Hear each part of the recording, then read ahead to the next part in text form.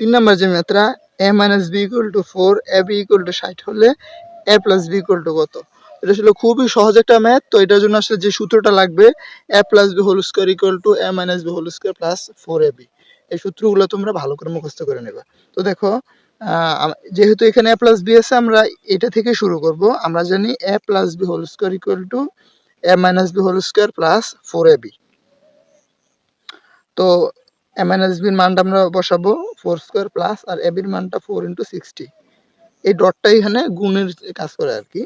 তো তারপরে 4 square = 16 plus 4 6 24 240 = 256। এখন দেখো আমরা কিন্তু a + b হোল স্কয়ারের মান পেয়ে গেছি।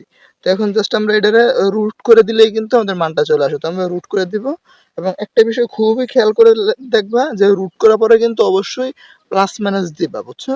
কারণ রুটের একটা মান প্লাস কিংবা মাইনাস দুইটাই হতে পারে।